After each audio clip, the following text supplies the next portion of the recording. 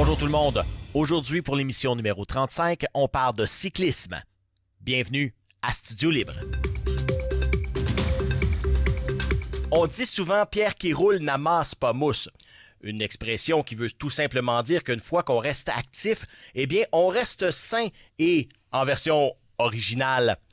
Mon prochain invité ne s'appelle pas Pierre, mais il roule sur un temps avec les rouleurs de Gatineau. Éric Lyman, bonjour. Salut Sylvain. Et donc, Éric, on en parlait un peu hors d'onde. Le cyclisme s'est rendu très, très, très populaire sur la planète. Ça a toujours été. Mais là, l'Amérique du Nord commence à être au même titre que, je dirais, les Européens. Là. On commence à en voir pas mal émerger. Et les rouleurs de Gatineau, ils vont prendre l'assaut de l'Europe là, prochainement. Là. Oui, en fait, c'est déjà fait pour ce qui est de l'assaut. On pourrait y revenir.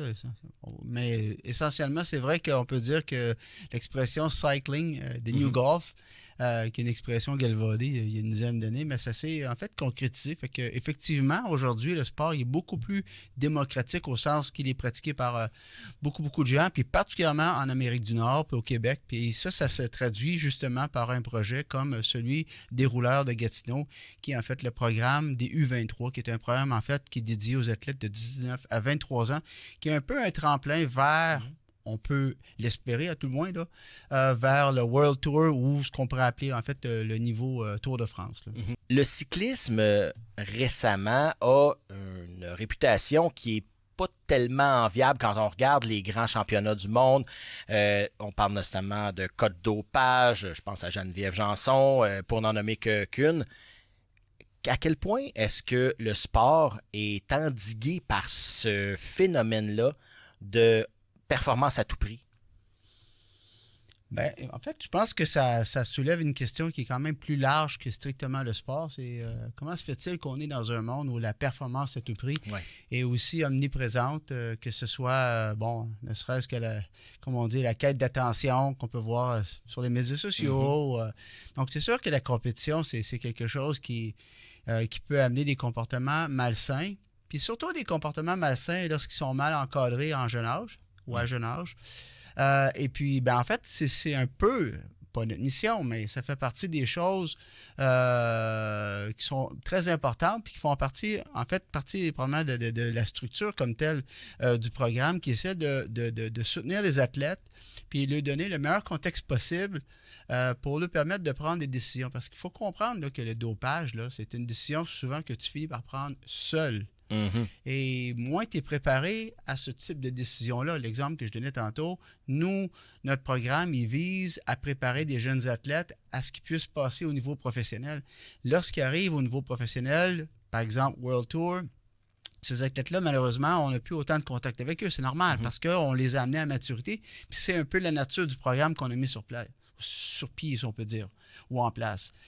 Mais si on les prépare correctement, qu'on a une bonne relation qui est saine, avec une communication qui est ouverte avec les parents, si on les cultive, on les encadre, on lui donne l'accès à des psychologues, ces choses-là, bien, évidemment, ça développe de la confiance parce que ça, c'est mon opinion personnelle, évidemment, je ne peux pas parler pour les gens, mais je pense que le manque d'éducation par rapport au dopage, le manque de préparation par rapport à arriver à ce niveau-là, puis devoir des fois être confronté à des décisions comme difficiles, fait en sorte qu'on peut aller vers des bonnes ou des moins bonnes décisions. Mais une chose qui est claire pour moi, c'est que les temps ont changé. Puis, si c'est vrai qu'il y a eu beaucoup de scandales de dopage dans les moindres, dans différentes mesures, je pense qu'il y en a eu aussi dans beaucoup de sports. On peut penser à Barry Bonds, on peut penser même à Éric, puis je ne veux pas nommer Éric Gagné parce que c'est un athlète que je respecte beaucoup. Mais bon, on sait ce qui est arrivé dans toute la foulée de ces choses-là. Je pense que c'est une époque qui, j'espère, est révolue.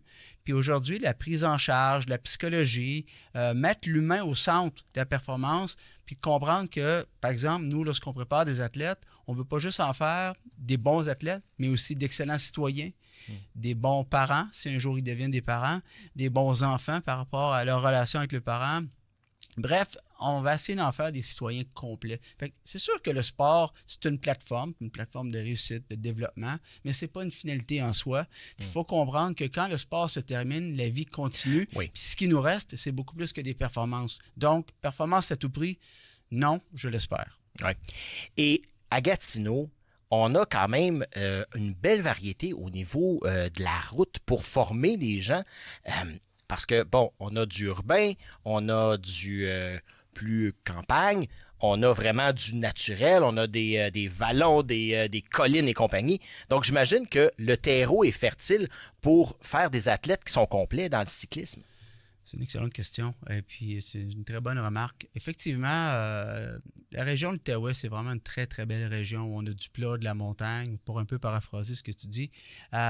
Puis, on a différents types de parcours, des parcours plus urbains et d'autres, évidemment, où on est plus en campagne. Puis, ce qui est intéressant aussi, c'est qu'on a le parc de la Gatineau. Oui. Et le parc de la Gatineau, inévitablement, surtout depuis la COVID, où le parc est beaucoup plus axé sur le sport, l'approche familiale, des gens qui vont faire ski de fond, course à pied, j'en passe. Ben, c'est sûr que ça en fait un joyau qui est incroyable. Puis évidemment, mais comme tu disais tantôt, ben, c'est un terreau fertile, justement, pour pouvoir développer des athlètes des différentes disciplines du sport cycliste. Et par rapport aux autres sports, à quel point le cyclisme est attractif pour les jeunes? Parce que, bon, on sait tous que le hockey occupe une place vraiment prépondérante et que les athlètes, avec aussi, bon, le football, les sports un peu plus traditionnels, le cyclisme se situe où dans l'attrait des jeunes à dire, je vais commencer, je vais m'investir aussi dans ce sport-là parce que c'est un investissement, non pas plus monétaire aussi, mais de soi, là, c'est pratiquement une vocation d'être cycliste. Là. Ben oui, écoute, il y a plusieurs volets à ta question. C'est sûr que c'est un sport, comme beaucoup de sports d'endurance, qui demande beaucoup de temps. Donc oui, il y a un côté de vocation à ce sport-là. Où le sport se situe par rapport, mettons, au hockey, puis à des sports plus traditionnels canadiens. Il reste qu'on est un pays du Nord. Hein? C'est sûr que le hockey, ça a une place prépondérante, comme tu disais tantôt. Mais, bon, veut pas avec l'émergence justement du contenu sur les médias sociaux, on a accès à beaucoup plus de choses. On voit le sport, on est capable de le suivre beaucoup plus facilement. Les entraînements intérieurs aussi, ça a beaucoup changé. Okay. Avec des appareils de type Kicker, ça c'est une compagnie qui fait un appareil sur lequel on peut mettre le vélo puis faire des entraînements très spécialisés. Ensuite de ça, mais évidemment aussi le soutien d'entreprises canadiennes, de sponsors, en fait, de gens qui désirent promouvoir puis soutenir le sport cycliste canadien, bien, ça fait en sorte que le sport, lui aussi, connaît une émergence. Quand il y a des gars comme Antoine Duchesne, par exemple, Mike Woods, qui vont performer, qui vont faire le Tour de France, qui sont des gars issus du Québec ou de l'Ontario ou de d'autres parties du Canada, mais c'est sûr que ça envoie le message que c'est possible, puis ça rend le sport plus accessible par la force des choses. Tu sais, ça va ensemble, hein? Il y a récemment eu les Olympiques, puis c'est évident qu'il y a une corrélation entre le socio-économique et le sport.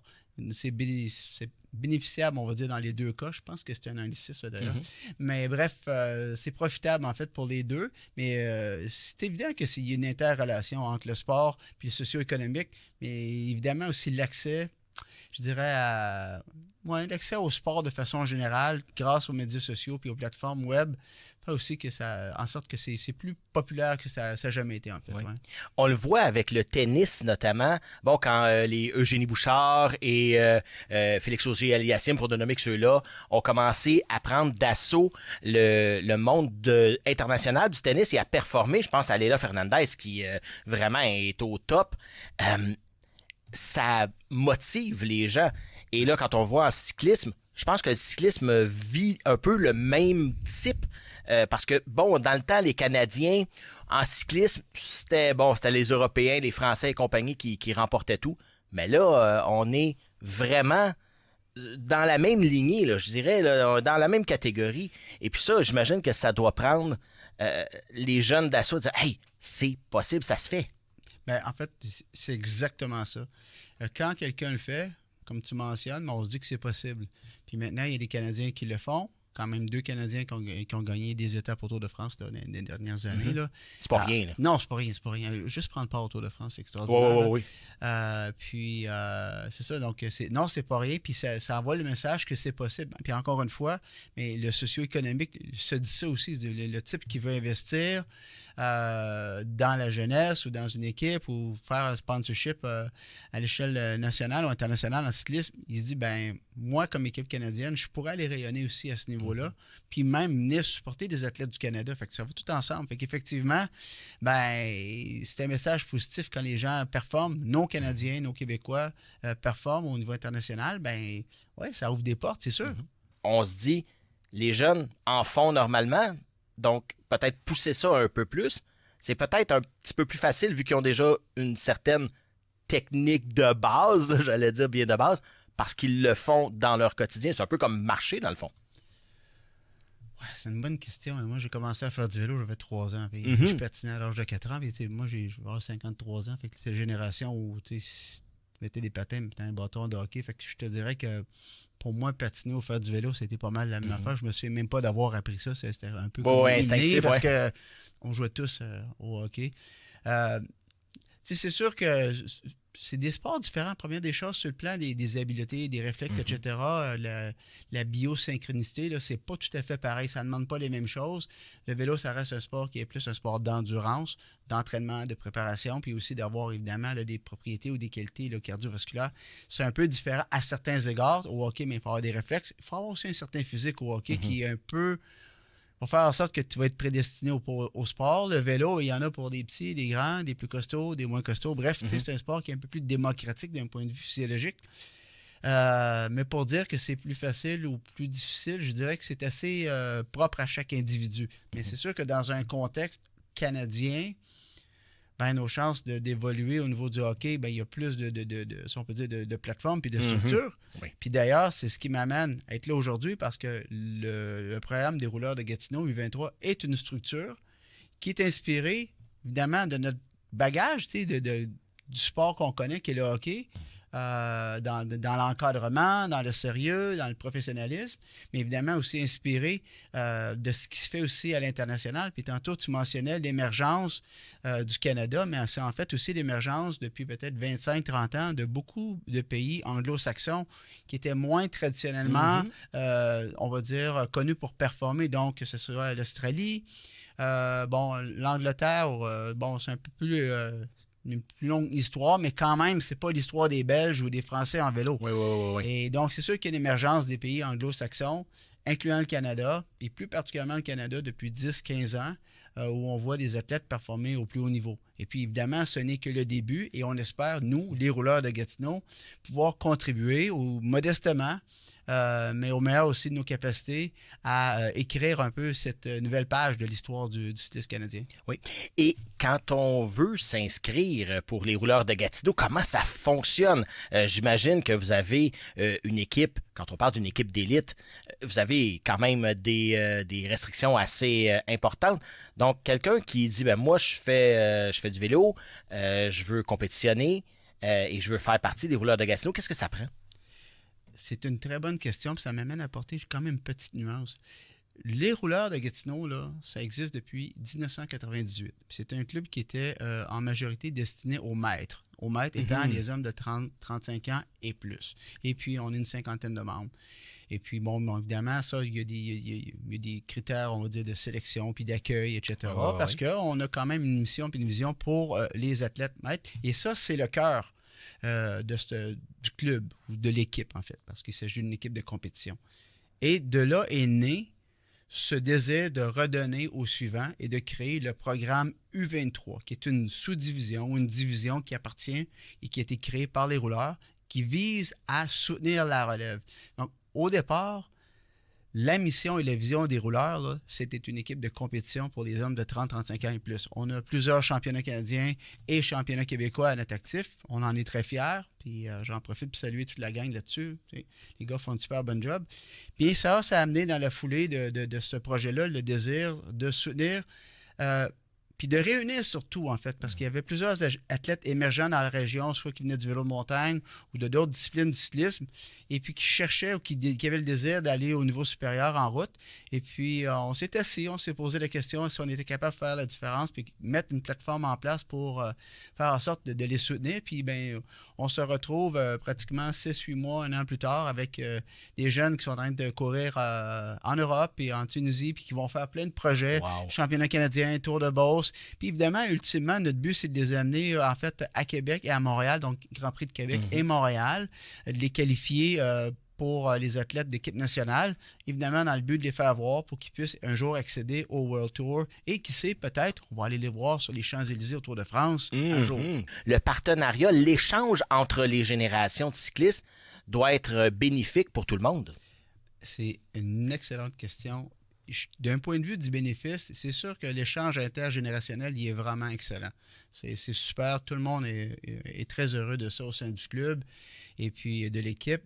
Et puis, c'est sûr que c'est formateur, autant pour les plus vieux que pour les plus jeunes. Donc, tout le monde, il trouve son compte. Mais évidemment, dans le but de donner au suivant, qui est un peu l'objectif final ou la finalité qui est recherchée, mais le fait que, évidemment, plusieurs d'entre nous, on est des hommes d'affaires ou des professionnels établis, on a des contacts, on a des ressources, on sait comment naviguer à travers les différentes sphères et différentes, on va dire, complexités du monde des affaires, mais aussi gouvernementales, parce qu'inévitablement, ça reste une entité canadienne qui fait partie, des différentes couches administratives là, que ça prend pour faire cette structure-là.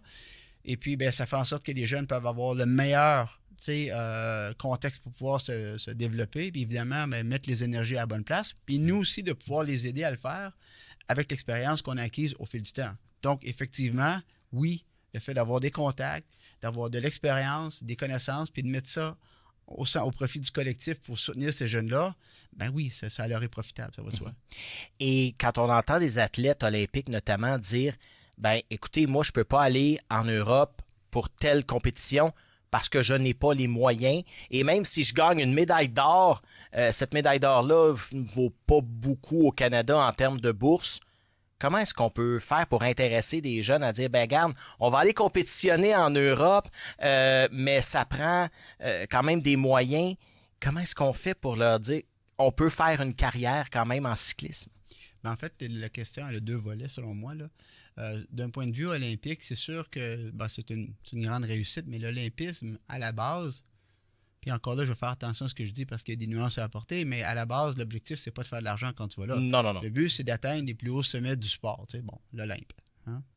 Et évidemment, le sport professionnel, mais c'est autre chose, puis dans certains cas, ça se mêle, ça s'entremêle. Mais ce que j'essaie de dire, c'est qu'il ne faut pas perdre de vue, qu'on peut aller aux Olympiques, faire une carrière professionnelle et que les deux peuvent être très profitables sur le plan pécunier, là, de l'argent, comme on dit, là. Mais aussi sur le plan personnel. Il faut comprendre que la vie, c'est long, puis que ces expériences-là font de nous, justement, un meilleur être humain, une meilleure personne. En tout cas, nous donnent l'occasion de l'être puis d'atteindre notre plein potentiel. Puis peut-être, qui sait, se retrouver un jour dans la position où plusieurs des membres, en fait, de l'équipe Les Rouleurs sont de pouvoir donner au suivant. Donc, c'est aussi, comme je disais tantôt, on ne veut pas juste faire des athlètes, on veut faire des citoyens. On veut faire des humains complets. En tout cas, les aider dans notre modeste contribution à faire en sorte qu'ils vont atteindre leur plein potentiel ou à tout le moins avoir les éléments pour le faire. Évidemment, on ne sera pas les seuls à contribuer à ça, mais l'important, c'est de faire ce que nous, on a à faire le mieux possible, avec les meilleures intentions, puis en lui donnant le meilleur contexte possible. Tantôt, il était question de dopage. Et puis, évidemment, il y en a du dopage dans le sport. Puis, ce qu'il faut comprendre, c'est que l'athlète, lui, généralement, là, son premier coach, c'est ses parents. Oui. Puis là, à un moment donné, quand il va démontrer vraiment, comme on dit, du potentiel, là, tout d'un coup, il va tomber dans l'équipe du Québec. Là, il va être mêlé avec d'autres. Puis là, il va monter sur l'équipe nationale, il va être mêlé avec d'autres athlètes. Puis là, il va côtoyer des jeunes partout dans le monde qui n'ont pas tous le même bagage, qui n'ont pas tous l'encadrement. Puis si on n'est pas capable d'en faire des athlètes, des citoyens solides, lorsque quelqu'un va arriver et il va lui dire, tu sais, là, si tu veux réussir dans le vélo, puis dans le hockey, là, il n'y a qu'une façon de le faire, puis ceci, c'est ça, il va peut-être le croire, il va peut-être céder. Mais l'histoire a montré que quand tu as une relation positive avec ton environnement, puis que ton environnement est là pour toi, puis pour des bonnes raisons, tu es capable, comme jeune athlète, de te virer de bord puis de dire « Hey, il m'est arrivé telle situation, c'est-tu vrai, ça? » Tu sais, aujourd'hui, avec les communications, la façon dont on fait les choses, par exemple, on parlait des rouleurs U23, mais chaque athlète a son entraîneur. L'entraîneur est relié au comité, qui est le comité U23, qui supporte le programme. Il y a un suivi, là. Les athlètes ne sont pas laissés à eux-mêmes. Donc, quand on dit on va en faire des êtres humains complets, mais on veut aussi les aider à être des adultes qui sont capables de prendre des décisions, puis sont capables de mesurer la portée de leurs décisions. Parce que c'est facile d'être dans un microcosme ou dans une bulle puis de dire « Ah, il n'y en a pas de problème. L'herbe est toujours plus verte chez le voisin. » Mais c'est pas vrai. Puis il faut être capable de les préparer à prendre ces décisions-là, puis de savoir où aller chercher les ressources pour éviter de prendre des décisions qui semblent, au départ, être un raccourci, mais généralement qui mènent vers un gouffre. Ouais. Donc, nous, on est là pour ça. Moi, je suis à l'aise de vous dire que moi, j'ai été sur l'équipe nationale. J'ai eu la chance d'être professionnel en vélo. Mais j'ai eu la malchance, d'une certaine façon, que lorsque je suis passé au niveau national, j'ai perdu l'entraîneur que j'avais. Je me suis retrouvé tout seul en Europe. J'ai eu des mauvaises influences. Puis on me fait croire que la seule façon de faire du vélo, c'était par le dopage. Je l'ai fait. J'ai eu un test positif. J'ai payé pour ça. Puis je ne regrette pas ce que j'ai fait au sens où ça a fait de moi ce que je suis aujourd'hui. Mais ce que je sais, par contre, c'est que je regretterais de rester dans mon coin puis de ne pas aider les jeunes d'aujourd'hui à prendre une décision que Dieu sait, j'aurais aimé avoir la force de prendre au moment où ça s'est passé. Mais c'est correct que les choses soient comme ça, mais c'est pas correct de rester là, passif, puis de regarder la parade passer. Donc, ce que j'essaie de dire au final, c'est que de mon expérience, et de l'expérience de tous les membres qui font partie de l'équipe des rouleurs, chacun est capable d'apporter sa petite chose, son petite étincelle pour faire en sorte de créer un environnement qui est sain, qui est solide, où on fait des êtres humains qui savent prendre des décisions pas toujours faciles, puis qui savent comprendre comme on dit, les tenants et les aboutissants des décisions qu'ils vont prendre. Donc, à quelque part, oui, je pense que ça fait partie du monde dans lequel on est.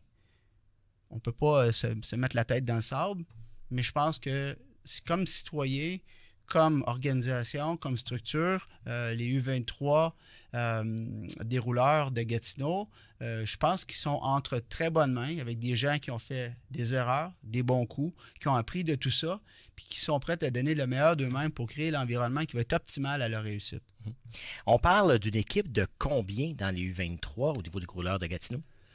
U23, 7 athlètes, un total de 10 athlètes chez les élites. Juste démystifier un peu, là, le U23, je l'ai dit tantôt, plutôt en entrevue, de 19 à 23 ans. Il faut comprendre que théoriquement, tu es éligible à être élite, donc à partir de 19 ans, et ça va se terminer à 35 ans. Évidemment, chez les professionnels, un peu comme au hockey, là, les paramètres peuvent être un peu différents. Tu as un prodige, bon, il va passer professionnel à 18 ans, puis il va finir sa carrière professionnelle à 45 ans. Il y a un peu de tout dans ce sport-là, comme dans les autres sports, c'est correct. Mais bon, bref, le 19-23 ans, c'est vraiment un tremplin, puis on veut vraiment développer les athlètes, puis les encadrer, puis mesurer les différents paramètres de performance. Encore une fois, quand je dis performance, humaine, sociale, collective, évidemment aussi sportive. Mais évidemment, c'est pas ça qui est le tout d'un athlète. Puis encore une fois, c'est ce qui fait qu'on est capable vraiment de les encadrer correctement pour leur permettre de prendre des bonnes décisions. On doit avoir des coups de cœur à un moment donné quand on voit des athlètes et aussi pour la génération qui suit. Quand on regarde ça, quand on est un peu plus vieux, souvent on va dire que la génération qui nous suit, et nos parents pourraient en témoigner, que la génération qui nous suit est un peu tout croche, Mais quand on voit des beaux athlètes et des belles personnes émerger, j'imagine qu'on doit se dire à l'intérieur, mission accomplie. Oui, c'est vraiment une belle question que tu poses. Ça me touche. Puis effectivement, oui. Oui, de voir des gens, tu sais, juste voir les athlètes qui quittent, comme nous, nos athlètes vont être partis sur un bloc d'entraînement et de course qui va durer pratiquement 12 à 16 semaines, là, selon les individus. Là. C'est sûr qu'ils reviennent changer. Ils partent, première des choses, ils sont super enthousiastes. Mais samedi, c'était leur première course en Tunisie. J'étais fébrile. On a eu l'occasion hier parce que tous les lundis, on a nos rencontres de comité U23. Puis chacun d'entre nous était fébrile samedi. Fait qu'on est fébrile. On sait qu'ils vont vivre quelque chose d'extraordinaire. Puis c'est sûr qu'on a hâte de les revoir parce qu'évidemment, c'est pas à propos de nous, c'est à propos d'eux. Puis on a hâte de les voir changer, de les voir améliorer, de les voir transformer parce qu'ils ont vécu. Puis oui, c'est vraiment beau. Puis en tout cas, je vais parler en mon nom là-dessus. Je me sens vraiment privilégié de pouvoir être témoin de ça. Qu'est-ce que les jeunes vous disent comme commentaire depuis qu'ils font partie des rouleurs de Gatineau? J'imagine qu'ils doivent se sentir plus sécurisés vu de la structure. Oui. Je pense que ça, c'est un des éléments. Première des choses, on a une très bonne communication avec les parents. La structure, de la façon dont on a mis les choses en place, on s'est assuré que le cœur de ce projet-là, il était animé, soutenu et parrainé. En fait, quand je dis parrainé, pas sur le plan financier, mais sur le plan spirituel, sur le plan philosophique, social. par les parents. Donc, savoir qu'on a, comme on dit en anglais, le buy-in des parents, de savoir qu'eux, ils sont avec nous là-dedans puis qu'ils comprennent qu'on a à cœur la réussite de leurs enfants. Donc, c'est sûr que à ce moment-là, tu sais, je pense qu'à quelque part, il y a un sentiment de fierté, mais en même temps, un sentiment de sécurité que les jeunes ont, de savoir que non seulement il y a une structure qui est en place, qu'on veut le mieux pour eux, mais aussi que ça se fait en synchronicité avec les parents. Oui.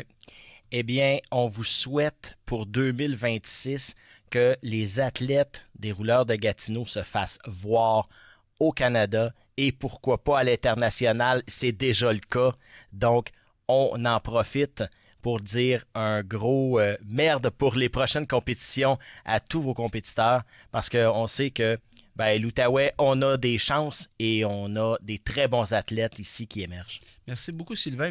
Si tu me permets, j'aimerais dire, si c'est vrai que nul n'est prophète en son pays, là, je pense qu'à Gatineau, on a l'occasion de démontrer le contraire, c'est-à-dire qu'on a des athlètes de qualité, comme tu l'as mentionné. On a une belle histoire de réussite. Je peux vous nommer multitude de champions qu'on a eu ici.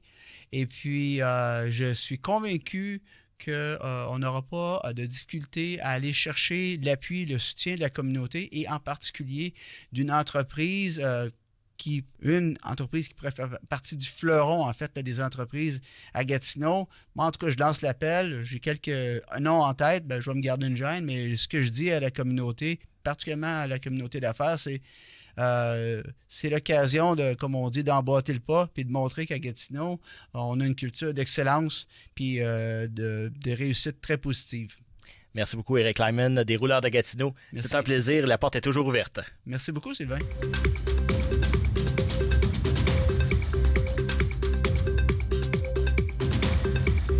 Merci beaucoup d'avoir été des nôtres pour cette édition numéro 35 de Studio Libre. J'aimerais remercier mon invité d'aujourd'hui, le représentant du programme U23 chez les rouleurs de Gatineau, Eric Lyman. Je vous rappelle que nos émissions sont disponibles sur notre chaîne YouTube. Nous avons également notre groupe de discussion Facebook TVC Basse-Lièvre, en parenthèse officielle, auquel vous pouvez vous abonner pour des nouvelles plus au quotidien de la TVC. Et moi, il ne me reste qu'à vous dire bonne journée et on se revoit pour un autre Studio Libre.